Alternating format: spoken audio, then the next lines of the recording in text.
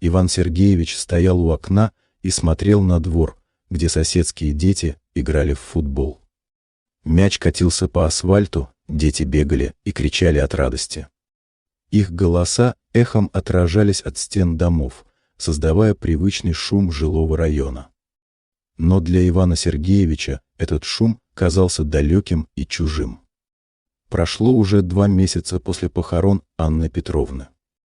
2 месяца, в течение которых он каждое утро просыпался в пустой квартире, заваривал чай на одного и завтракал в полном молчании. Привычки 43 лет совместной жизни никуда не делись. Он по-прежнему ставил 2 чашки на стол, покупал те продукты, которые любила жена, включал по вечерам телепередачи, которые они смотрели вместе. Квартира казалась слишком большой для одного человека.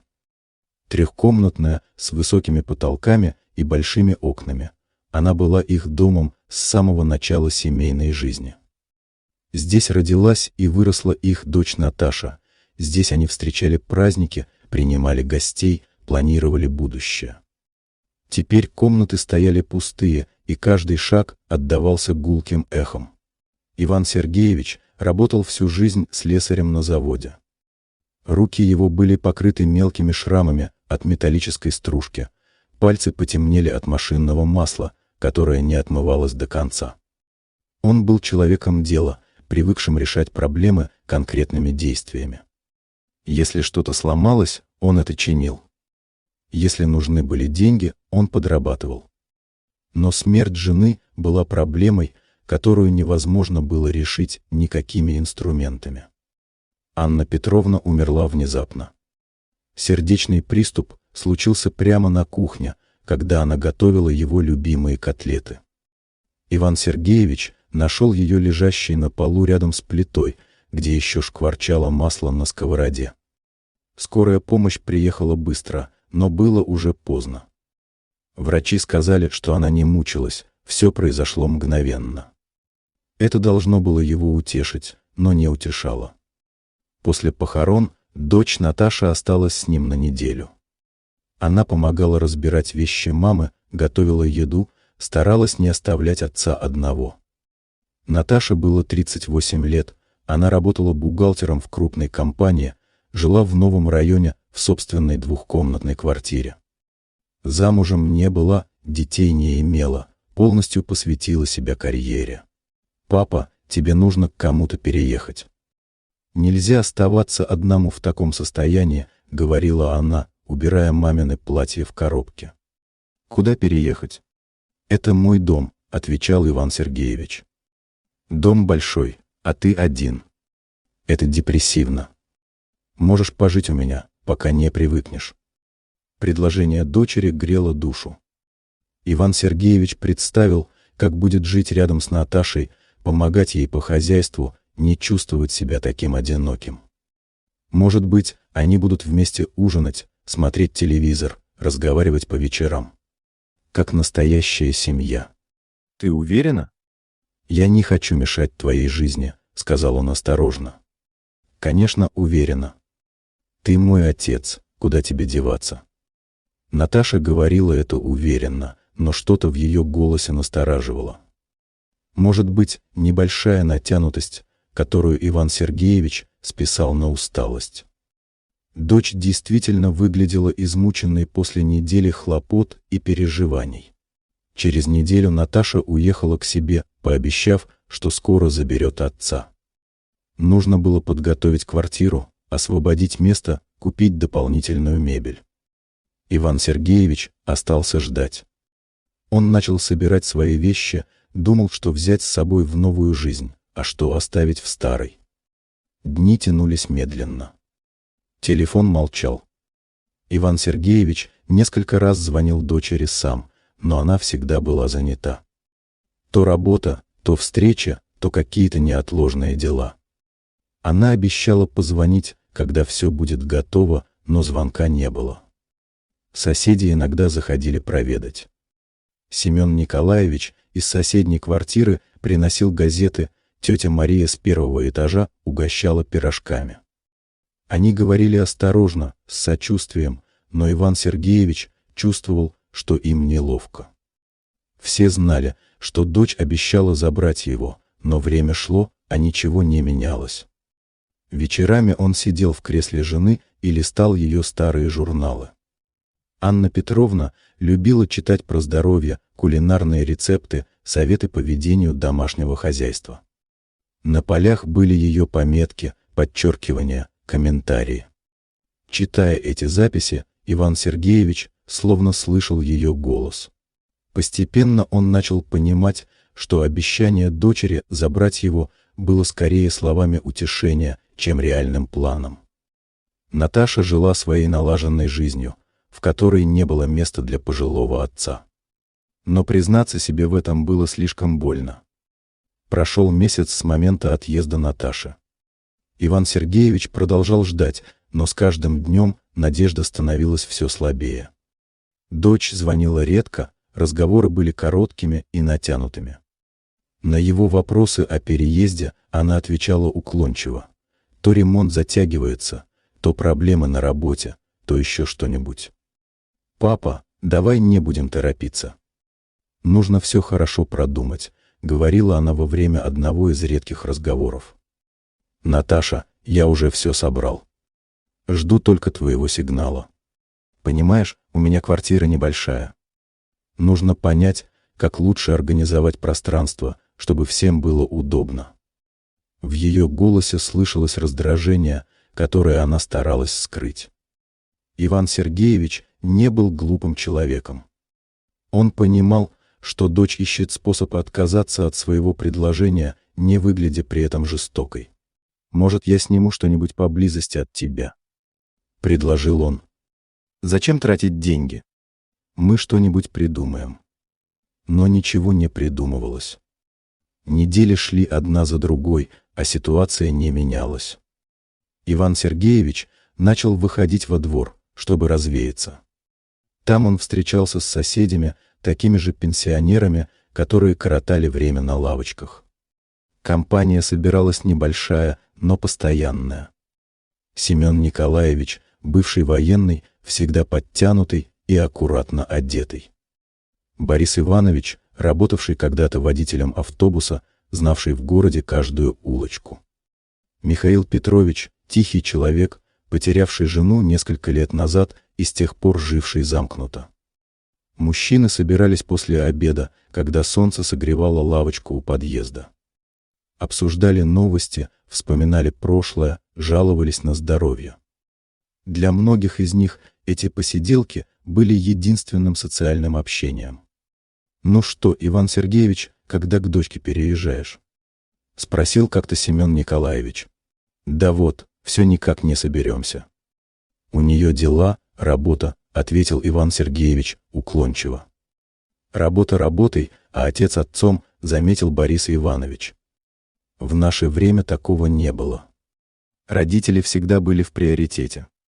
«Времена изменились», — вздохнул Михаил Петрович. «Молодежь живет по-другому. У них свои заботы». Разговор был болезненным для Ивана Сергеевича. Он чувствовал сочувствие соседей, но одновременно и их скрытое осуждение. Все понимали, что дочь не торопится забирать отца, но никто не говорил об этом прямо. Вечером того же дня Иван Сергеевич решил позвонить Наташе еще раз. Он долго набирал номер, несколько раз откладывал трубку. Наконец решился. «Наташа, как дела с переездом?» — спросил он без предисловий. «Папа, я хотела с тобой поговорить», — голос дочери звучал напряженно. «Понимаешь, я много думала. Может быть, тебе лучше остаться в своей квартире? Там все твои воспоминания, привычная обстановка. Но ты же говорила, что одному мне плохо». «Плохо, но это не значит, что решение в переезде. Можешь найти себе компанию, записаться в клуб пенсионеров, больше общаться с соседями». Иван Сергеевич молчал. Он понимал, что дочь отказывается от него, но делает это мягко, как будто заботясь о его интересах. «Наташа, если ты не хочешь, чтобы я жил у тебя, так и скажи. Не нужно придумывать оправданий. Папа, при чем тут хочу или не хочу? Просто нужно думать о том, что лучше для всех. А что лучше для всех? Лучше, если каждый живет своей жизнью. Ты привык к своему дому, я к своему. Зачем все ломать? После этого разговора Иван Сергеевич долго сидел у телефона. Он понял, что дочь не заберет его никогда. Предложение было сделано под влиянием эмоций, в горе и растерянности. Теперь, когда страсти улеглись, Наташа честно оценила перспективы и поняла, что не готова к такой ответственности. Ему было больно, но он не мог ее винить. Действительно, зачем ломать налаженную жизнь? У Наташи была работа, карьера, собственные планы. Пожилой отец в квартире мог стать серьезной обузой. Она не была готова к роли сиделки. Но понимание не делало боль менее острой. Иван Сергеевич чувствовал себя преданным и ненужным. Единственный близкий человек, который остался у него после смерти жены, фактически от него отказался. Отношения с дочерью после того разговора стали еще более натянутыми.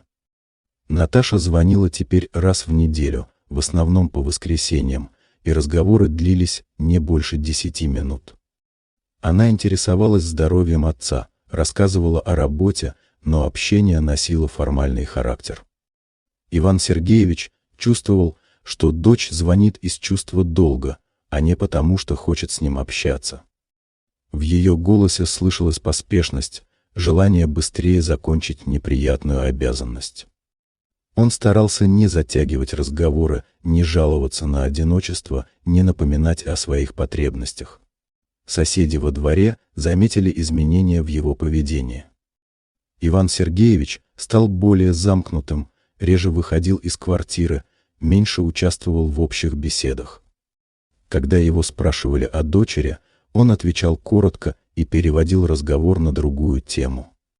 «Что-то ты невеселый, Иван Сергеевич», — заметил как-то Семен Николаевич. «Проблемы какие?» «Да так, обычная жизнь», — ответил Иван Сергеевич. «А дочка как?» «Давно к тебе не приезжала. У нее работа, дела. Не до стариков». В последних словах прозвучала горечь, которую он не смог скрыть. Семен Николаевич внимательно посмотрел на него, но промолчал. Борис Иванович, который сидел рядом, покачал головой. «Эх, Иван Сергеевич, стал ты чужим в собственной семье. Бывает такое». Слова попали точно в цель. Иван Сергеевич действительно чувствовал себя чужим для единственной дочери. Человеком, которого терпят из вежливости, но не любят и не ждут. «В наше время родители были святыми», — продолжал Борис Иванович. «А сейчас молодежь считает, что мы им только мешаем жить. Вырастили детей, а теперь должны тихо сидеть в углу и не высовываться». «Не все такие», — возразил Михаил Петрович. «Есть и хорошие дети». «Конечно, есть. Но все больше становится эгоистов. Думают только о себе». Разговор был болезненным, но справедливым. Иван Сергеевич понимал, что не только он оказался в такой ситуации. Многие его ровесники жили подобной жизнью. Формальные отношения с детьми, редкие звонки, еще более редкие встречи. Он вспомнил, как сам относился к своим родителям в молодости. Тоже был занят работой, семьей, собственными проблемами. Тоже считал, что родители должны понимать и не требовать слишком много внимания. Может быть, это справедливая расплата за его собственное равнодушие? Но воспоминания о родителях были другими. Когда отец заболел, Иван Сергеевич брал отпуск и ухаживал за ним. Когда мама осталась одна, он регулярно навещал ее, помогал с покупками, решал бытовые проблемы. Анна Петровна тоже участвовала в заботе о его родителях. Это казалось естественным и правильным. Почему же Наташа ведет себя по-другому? Может быть, он воспитал ее слишком независимой? Или современное общество формирует другие ценности, где родители не являются приоритетом? Размышления эти не приносили утешения, только усиливали чувство вины и одиночества. Иван Сергеевич начал винить себя в том, что не смог построить близкие отношения с дочерью, не заслужил ее любовь и заботу. Вечерами он часто доставал фотоальбом и рассматривал снимки семейной жизни. Вот маленькая Наташа на руках у мамы. Вот первый день в школе. Вот выпускной. Вот получение диплома. На фотографиях они выглядели счастливой семьей, но теперь это казалось иллюзией. Может быть, он что-то упустил в воспитании. Может быть, слишком баловал дочь или, наоборот, был слишком строгим. Он перебирал в памяти эпизоды из их общей жизни, пытаясь понять, где допустил ошибку.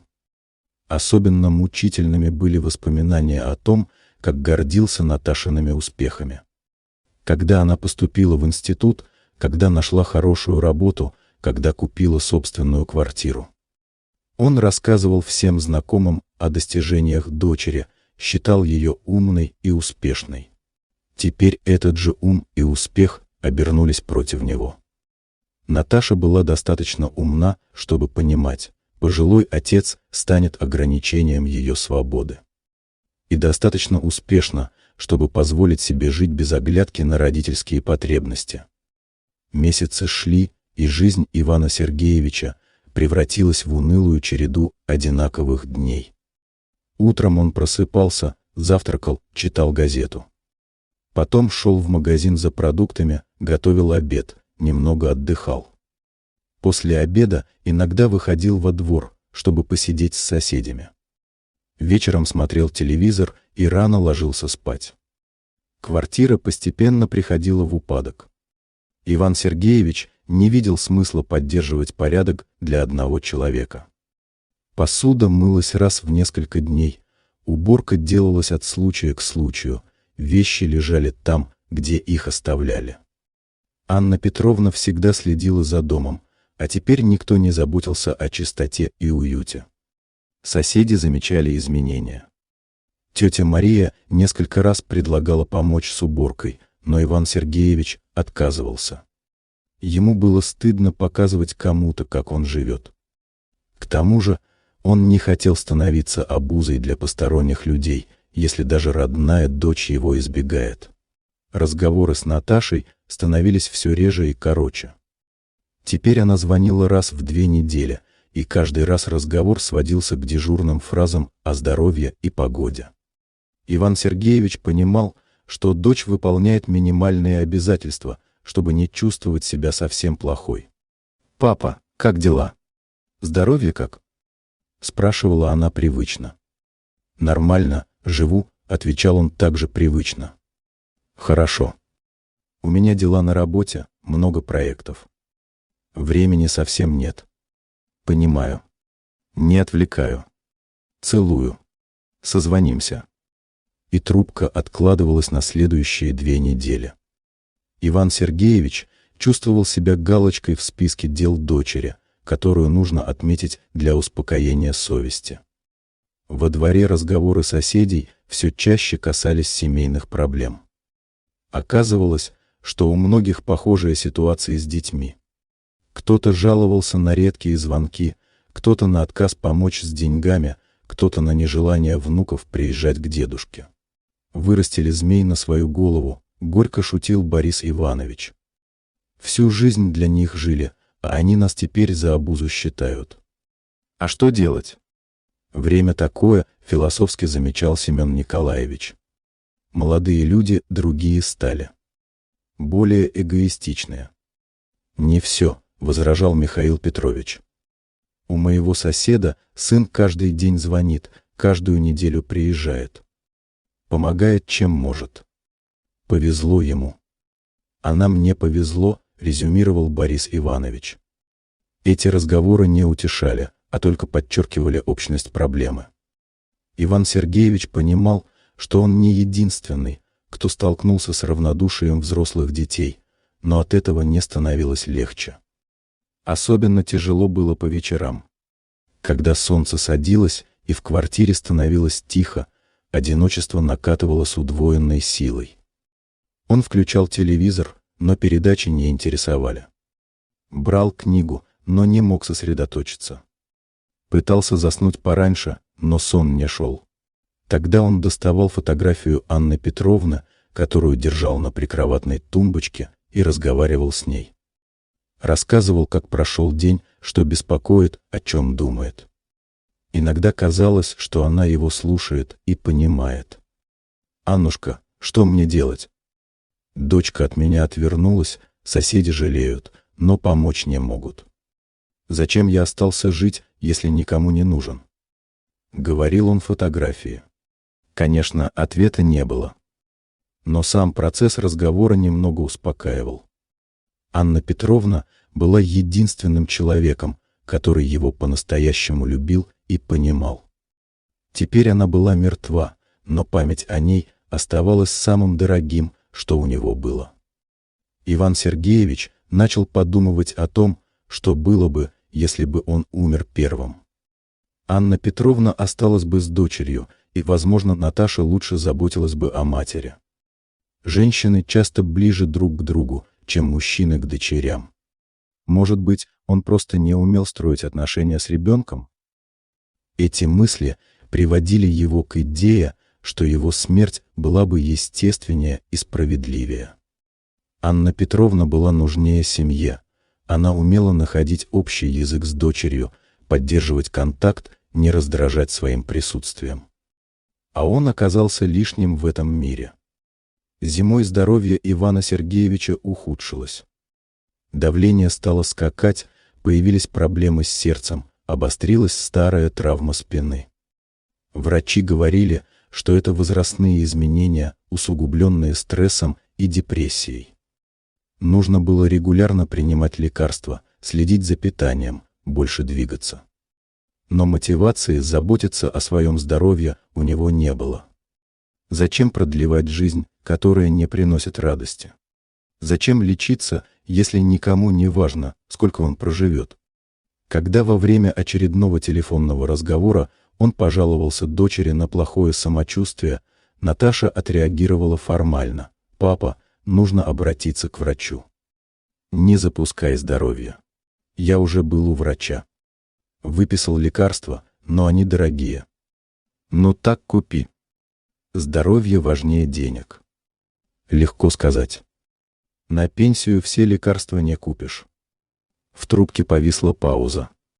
Иван Сергеевич понимал, что намекает на материальную помощь, но не мог прямо попросить. Дочь тоже поняла намек, но не отреагировала.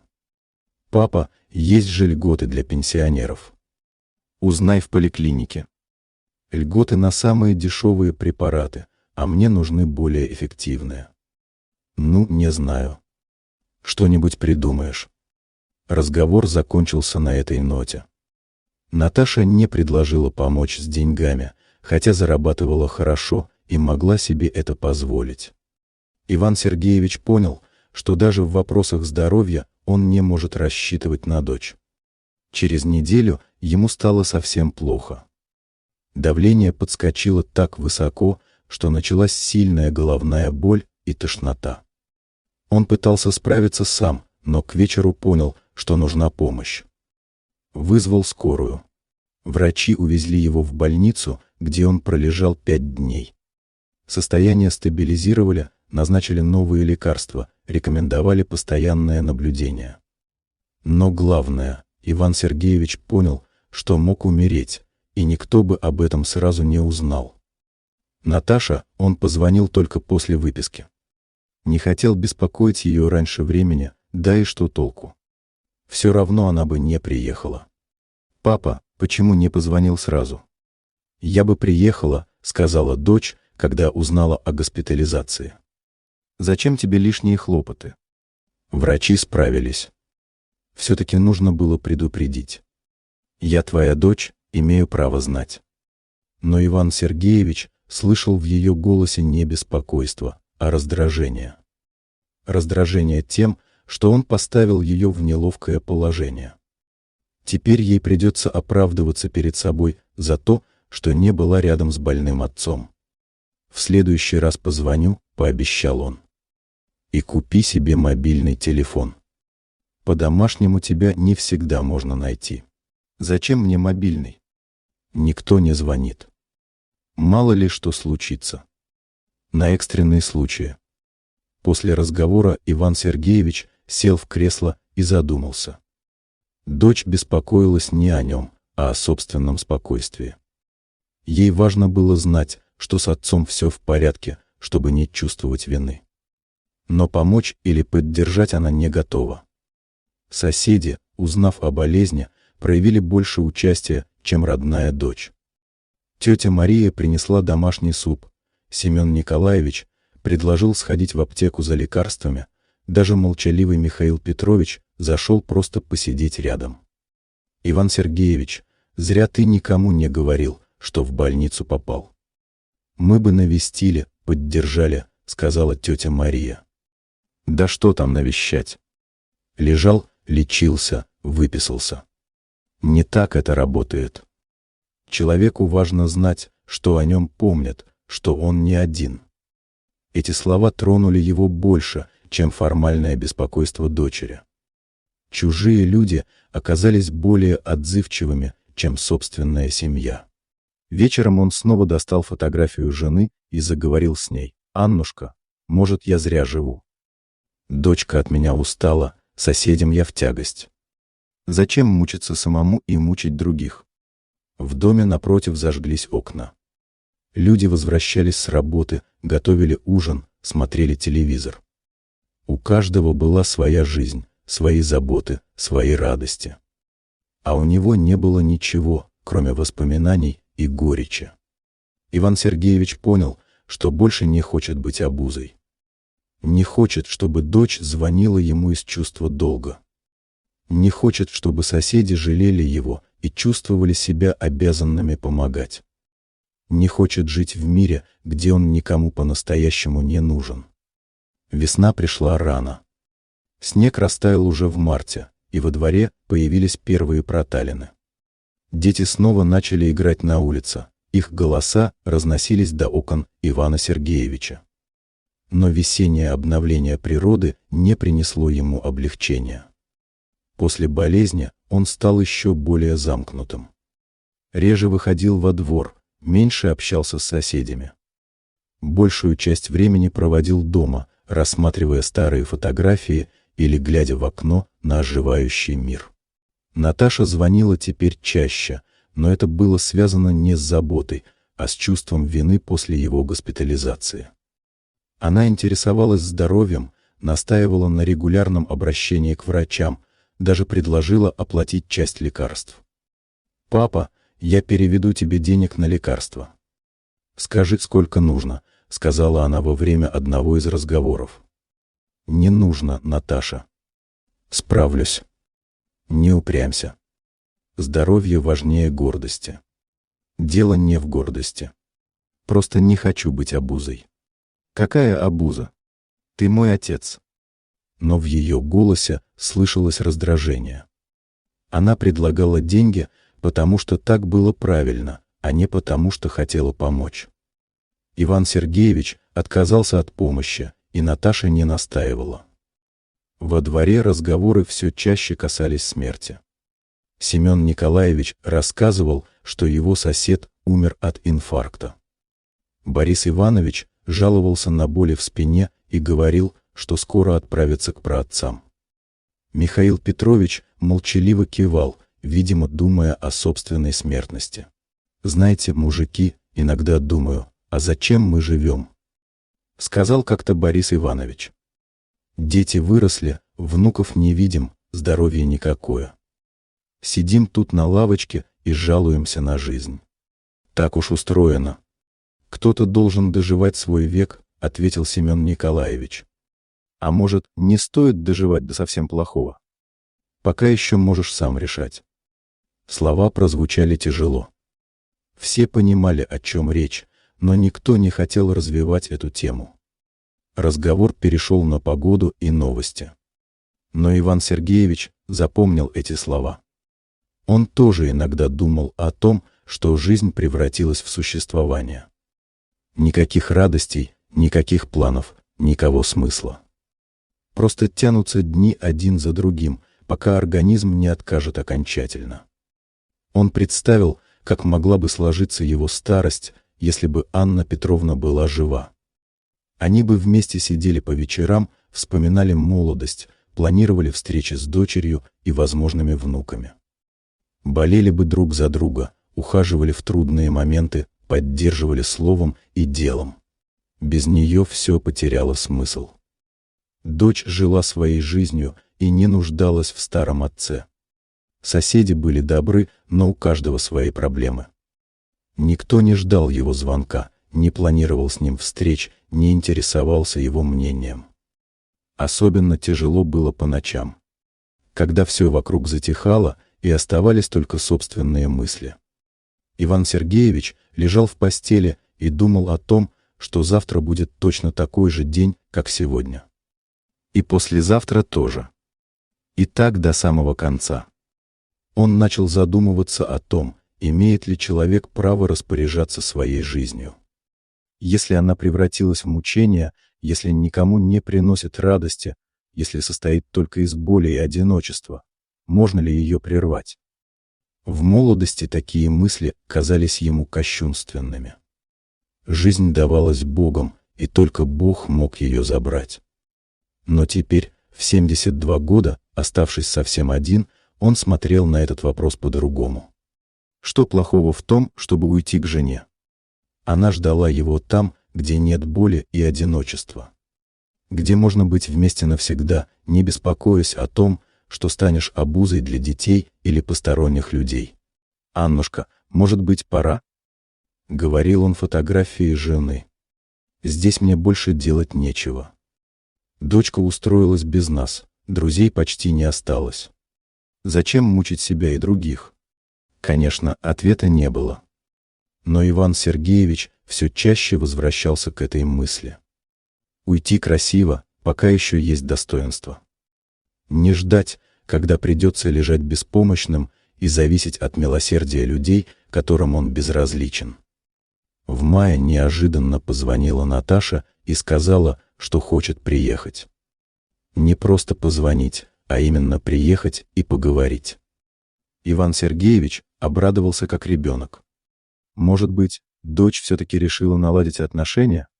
Может быть, поняла, что отец нуждается в ее поддержке? Он потратил целый день на уборку квартиры. Помыл полы, протер пыль, разложил вещи по местам. Сходил в магазин и купил продукты для дочери, ее любимый торт, хорошую колбасу, свежий хлеб. Даже побрился и надел лучшую рубашку. Наташа приехала в субботу утром. Выглядела она усталой и напряженной, как будто готовилась к неприятному разговору. Поздоровалась сухо, прошла в комнату, села на диван.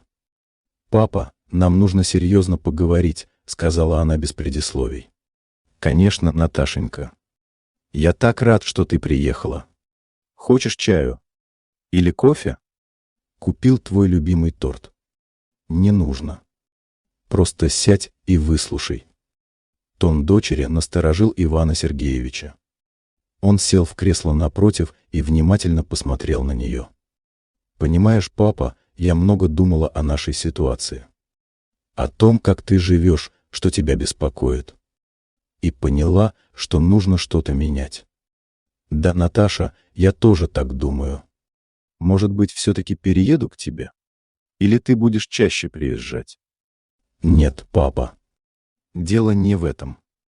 Наташа помолчала, подбирая слова. Иван Сергеевич ждал, надеясь услышать что-то обнадеживающее. «Я считаю, что тебе нужно переехать в дом престарелых», — сказала она наконец. Слова прозвучали как приговор. Иван Сергеевич почувствовал, как что-то холодное сжалось в груди. «В дом престарелых? Зачем? Там тебе будет лучше. Есть медицинская помощь, организованное питание, общение с людьми твоего возраста. Ты не будешь сидеть один в пустой квартире. Но это же дом престарелых, Наташа. Туда отдают тех, кто совсем беспомощный. Не только беспомощных. Многие люди живут там по собственному желанию. Это современные учреждения с хорошими условиями. Иван Сергеевич молчал, пытаясь осознать услышанное. Дочь предлагала сдать его в дом престарелых. Как ненужную вещь, которая мешается в квартире. А квартира? Квартиру продадим. На эти деньги оплатим содержание в доме престарелых на несколько лет вперед. То есть я лишусь и дома, и денег. Папа, не нужно так драматизировать. Ты получишь хороший уход и постоянную медицинскую помощь. А деньги все равно не заберешь с собой в могилу. Последние слова прозвучали особенно жестоко. Наташа фактически сказала, что отец скоро умрет, так зачем ему деньги и квартира? Наташа, я не хочу в дом престарелых. Хочу жить дома среди своих вещей, воспоминаний. Папа, будь реалистом. Ты стареешь, здоровье ухудшается. Скоро не сможешь о себе заботиться. Лучше переехать сейчас, пока еще можешь адаптироваться. А если я не соглашусь? Тогда будешь жить как сейчас. Один, больной, никому не нужный. Рано или поздно что-нибудь случится, и тебя все равно определят в интернат. Только тогда это будет не твой выбор. Разговор продолжался около часа. Наташа приводила разумные аргументы, объясняла преимущества организованной жизни, уверяла, что будет регулярно навещать. Но Иван Сергеевич понимал суть. Дочь хочет избавиться от ответственности за отца. Подумай несколько дней. Я позвоню в середине недели, и мы продолжим разговор, сказала Наташа, собираясь уходить.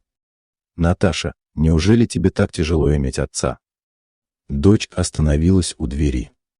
На лице промелькнула боль, но тут же сменилась жестким выражением. Папа, не делай из меня злодейку. Я предлагаю лучшее решение для всех. И для тебя тоже. Лучшее для тебя. А для меня лучшее — это остаться дома. Тогда оставайся.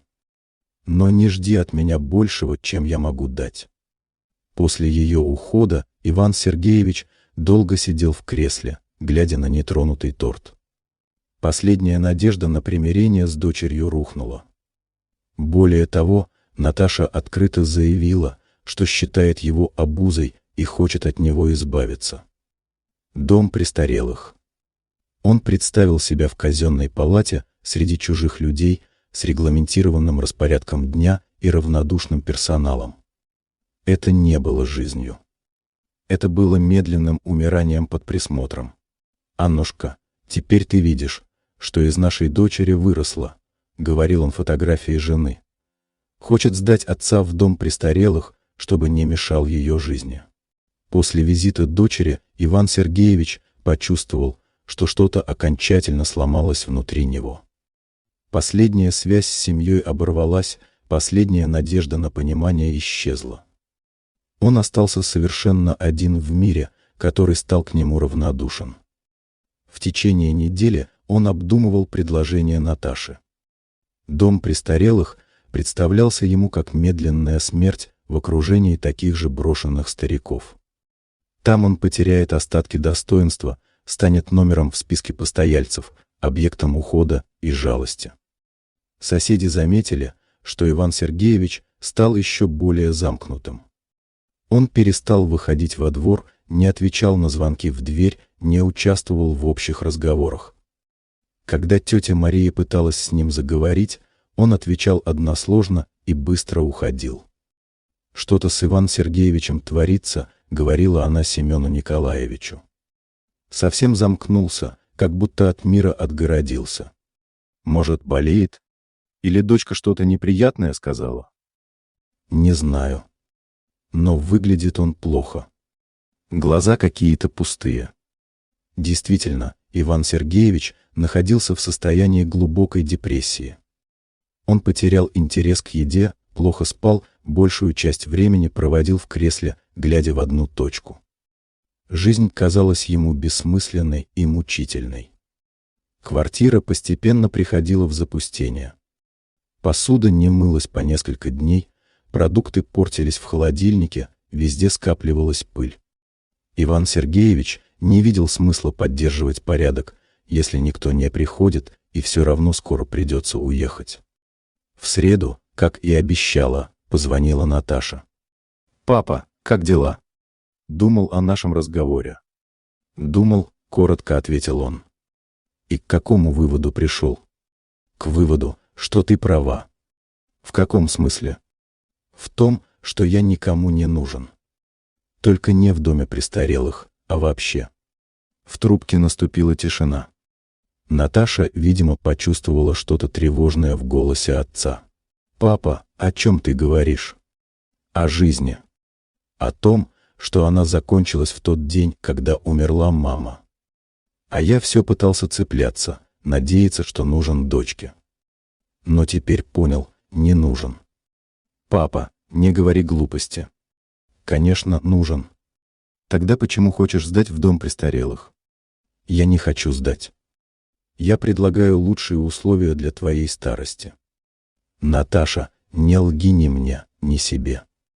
Ты хочешь избавиться от груза в виде старого отца. Так честнее. Это несправедливо». «Справедливо. И я тебя не виню. У тебя своя жизнь, свои планы. Зачем тебе обуза в виде больного старика?» Разговор закончился тем, что Наташа пообещала приехать в выходные и все обсудить спокойно. Но Иван Сергеевич понял, что обсуждать уже нечего. Решение созрело окончательно. Он достал из шкафа бутылку водки, которую купил еще при жизни Анны Петровны для гостей, но так и не открыл. Поставил на стол рядом с фотографией жены. Долго смотрел на ее лицо, вспоминая счастливые дни. «Аннушка, я к тебе иду. Здесь мне больше делать нечего. Дочка будет только рада, что не придется возиться со мной. А я буду с тобой», — тихо говорил он. Он представил, какое облегчение испытает Наташа, когда узнает о его смерти. Не нужно будет решать вопрос с домом престарелых, чувствовать вину за равнодушие, тратить время на формальные звонки.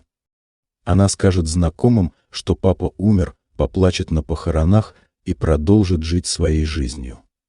А соседи скажут, что так лучше. Что мучился человек, а теперь успокоился. Что в его возрасте смерть — это избавление, а не трагедия. И все будут правы. Потому что жизнь без любви и смысла действительно превращается в мучение. Иван Сергеевич провел последний вечер своей жизни, убирая квартиру. Не из желания навести порядок, а чтобы Наташе не было стыдно перед соседями, когда они найдут его тело. Он помыл посуду, протер пыль, сложил вещи аккуратными стопками. Постирал и повесил свою лучшую рубашку, в ней и встретит смерть. Потом сел за стол и написал записку. Писал долго, несколько раз переписывал, пытаясь найти правильные слова. Хотелось объяснить свое решение, но не обвинять никого. Наташа поступала так, как считала нужным. Общество устроено таким образом, что старые люди становятся обузой. Это не злой умысел, а жестокая реальность. Наташа, не вини себя. Ты права, я стал лишним в этом мире. Лучше уйти к маме, чем мешать живым. Квартиру продай, деньги потрать на себя. Живи счастливо. Папа. Записка получилась короткой, но емкой. Все, что нужно было сказать, помещалось в нескольких строках. Иван Сергеевич принял душ, побрился, надел чистую рубашку и брюки. Хотел выглядеть достойно в последние минуты жизни. Расчесал волосы, посмотрел на себя в зеркало. Старое усталое лицо, потухшие глаза, согнутые плечи. Таким его и запомнят. Он вернулся в комнату, поставил фотографию Анны Петровны на стол, рядом положил записку. Открыл бутылку водки, налил рюмку. Не собирался напиваться, просто хотел, чтобы последний глоток в жизни был символическим. За окном наступала ночь. В соседних домах зажигались окна, люди возвращались домой после работы, готовили ужин, смотрели телевизор, общались с семьями. Жизнь продолжалась, и завтра она будет продолжаться без него. Иван Сергеевич сел за стол напротив фотографии жены и взял рюмку в руки. Водка была холодной, как и его решение. Он уже не сомневался, не колебался, не надеялся на изменения. Просто готовился к переходу в другой мир, где его ждала Анна Петровна. «За нас, Аннушка! За нашу любовь, которая оказалась сильнее смерти», — тихо сказал он и выпил. Водка обожгла горло, но он не поморщился. Поставил рюмку на стол и посмотрел на фотографию жены. Молодая, красивая, улыбающаяся. Такой он хотел ее увидеть снова. Достал из кармана пузырек с таблетками от давления. Врач говорил, что превышение дозы может быть опасным. Иван Сергеевич высыпал все таблетки в ладонь. Их было много, хватит для задуманного. Он не спешил. Сидел за столом, держа таблетки в руке, и думал о прожитой жизни. Хорошая была жизнь, пока Анна Петровна была рядом. Они работали, растили дочь, строили планы, радовались мелочам. Настоящая семейная жизнь, какой она должна быть. Потом дочь выросла и уехала. Потом умерла жена. И все закончилось. Остались только воспоминания и одиночество. Прости меня, Аннушка, что так долго к тебе добирался. Все надеялся, что еще для кого-то нужен. Но теперь понял, нужен только тебе, шептал он, глядя на фотографию. Иван Сергеевич проглотил таблетки и запил их остатками водки из рюмки. Горькое лекарство смешалось с горьким алкоголем, создавая ощущение завершенности. Последний вкус в жизни был символическим, горечь разочарований и потерь. Он откинулся на спинку стула и закрыл глаза. Сердце билось все медленнее, дыхание становилось поверхностным. Таблетки начинали действовать. Скоро все закончится, и он сможет встретиться с женой. В квартире стояла тишина. Только тикали часы на стене, отсчитывая последние минуты жизни Ивана Сергеевича. За окном потемнело окончательно, и в комнате стало совсем темно. Только фотография жены светилась в лунном свете, как маяк, указывающий дорогу домой. Соседи нашли Ивана Сергеевича через 3 дня. Тетя Мария забеспокоилась, что его давно не видно, и попросила слесаря вскрыть замок. В квартире стоял запах, который не спутать ни с чем. Он сидел за столом, откинувшись на спинку стула. Перед ним стояла фотография жены, рядом лежала короткая записка. Пустая рюмка и бутылка водки довершали картину. Выглядело все мирно и достойно, как и планировал сам Иван Сергеевич. Скорая помощь и полиция приехали быстро. Констатировали смерть от передозировки лекарств в сочетании с алкоголем. Самоубийство было очевидным, но никто не стал углубляться в причины. Еще один одинокий пенсионер не выдержал тягот жизни. Обычная история для современного города. Наташу вызвали на опознание. Она приехала бледная и растерянная, плакала над телом отца, повторяла, что не ожидала такого исхода. Соседи смотрели на нее с сочувствием, но многие думали о том, что дочь могла предотвратить трагедию, если бы больше заботилась об отце. «Мы же предлагали помочь, но он всегда отказывался», — говорила тетя Мария участковому. Замкнулся совсем после того, как дочка приезжала. Что-то она ему сказала неприятное. «А что именно?» — поинтересовался участковый. «Не знаю.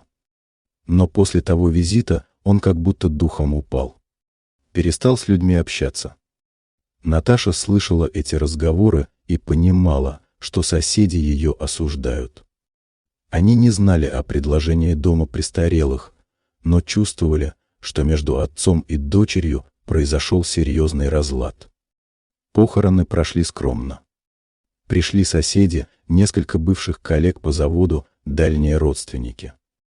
Наташа организовала все как положено, но держалась отстраненно. Она горевала, но это была скорее вина, чем настоящая боль утраты. После похорон она долго сидела в отцовской квартире, разбирая его вещи. Нашла альбомы с семейными фотографиями, письма матери, которые отец хранил как реликвии. В тумбочке лежал блокнот, где он записывал даты ее редких звонков и коротко отмечал содержание разговоров. 15 марта позвонила, спросила про здоровье. Говорили 5 минут. 22 марта звонил сам, не ответила. Перезвонила через 2 дня. 3 апреля сказала, что очень занята. Обещала приехать, но не приехала. Записи были короткими и сухими, но за ними читалось огромное одиночество. Отец фиксировал каждый контакт с дочерью, как будто это были важные события в его пустой жизни. Наташа заплакала впервые с момента известия о смерти. Не от горя, а от стыда. Она поняла, насколько равнодушно относилась к отцу, как мало внимания ему уделяла. Наташа заплакала впервые с момента известия о смерти. Не от горя, а от стыда. Она поняла, насколько равнодушно относилась к отцу, как мало внимания ему уделяла. Предложение дома престарелых было последней каплей, которая окончательно сломила его волю к жизни. Она вспомнила его слова во время последнего телефонного разговора: «Ты права, я никому не нужен». Тогда она не придала им значения, посчитала обычной жалобой пожилого человека. А это был крик о помощи, последняя попытка достучаться до дочери. В ящике письменного стола Наташа нашла папку с документами о доме престарелых. Оказалось, что отец все-таки изучал ее предложение. Нашел адреса, расценки, условия проживания. Даже съездил посмотреть одно из таких заведений. Об этом свидетельствовала записка с датой и кратким описанием впечатлений. Серые стены, запах хлорки, люди как тени. «Не для меня» было написано его неровным почерком. Последняя запись в блокноте была сделана за день до смерти. Наташа права. Лучше уйти, чем стать обузой. Каня, скоро приду. Эти строки стали для Наташи приговором. Отец не просто покончил с собой от отчаяния, он сделал это, чтобы не мешать ее жизни. Его последний поступок был актом любви к дочери, которая этой любви не ценила. Через неделю после похорон к Наташе пришла тетя Мария. Пожилая женщина выглядела расстроенной и решительной. «Наташенька, я должна тебе кое-что сказать. Про твоего папу». «Что именно?» «Он очень страдал последние месяцы. Все ждал, что ты заберешь его к себе. Говорил, что дочка обещала, но дела у нее много. Мы все видели, как он тоскует». Наташа молчала, не зная, что ответить. «А после твоего последнего визита он вообще сник. Мы поняли, что ты ему что-то неприятное сказала. Он перестал выходить из квартиры, ни с кем не разговаривал. Тетя Мария, я предложила ему лучший вариант для его возраста», — тихо сказала Наташа. «Дом престарелых, что ли?» «Да. Там медицинская помощь, уход, общение». Тетя Мария покачала головой. «Деточка, дом престарелых для твоего папы был как смертный приговор. Он всю жизнь дома прожил, среди своих вещей, воспоминаний. А ты хотела его в чужие стены отправить. Я хотела как лучше. Не как лучше, а как удобнее. Для себя удобнее». Старая женщина говорила жестко, но справедливо. Наташа понимала это и не пыталась оправдываться. «Знаешь, что он мне как-то сказал?» Продолжала тетя Мария. Говорит: «Мария Петровна, стал я чужим в собственной семье. Дочка от меня устала, как от старой мебели». Вот так он себя чувствовал, как ненужная мебель. После ухода соседки Наташа долго сидела в пустой квартире отца. Она поняла, что несет ответственность за его смерть. Не прямую, никто не заставлял его принимать таблетки. Но косвенную, через равнодушие, отсутствие любви, нежелание жертвовать удобствами ради близкого человека. Квартиру пришлось продавать. Деньги Наташа положила в банк, но тратить их было тяжело. Каждая купленная вещь напоминала о том, что она стоила отцу жизни. Он мог жить в этой квартире еще годы, а она выбрала собственное спокойствие. Соседи во дворе долго вспоминали Ивана Сергеевича. Говорили, что хороший был человек, работящий, никого не обижал. Жаль, что дочка не ценила такого отца. Могла бы чаще навещать, больше внимания уделять. Вот и получается, философски заметил Семен Николаевич, вырастили детей, а они нас за чужих считают. Стареем, становимся ненужными. А потом удивляемся, почему люди руки на себя накладывают. «Не все дети такие», — возражал Михаил Петрович. Но Наташка действительно отца не берегла. Поздно теперь беречь. Что сделано, то сделано. Наташа иногда приезжала на кладбище. Стояла у могилы отца и не знала, о чем думать. Просить прощения было поздно, исправлять ошибки тоже. Остались только вина и понимание того, что она потеряла последнего близкого человека по собственной глупости и эгоизму. Жизнь продолжалась.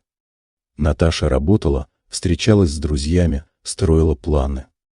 Но что-то внутри нее сломалось после смерти отца. Она поняла, что успех и карьера не заменят семейного тепла. А когда это понимание пришло, семьи уже не было. Иван Сергеевич ушел к жене, как и хотел. Нашел покой там, где его никто не считал лишним. А в мире живых остались только сожаления о том, что можно было все сделать по-другому. Но второго шанса не было.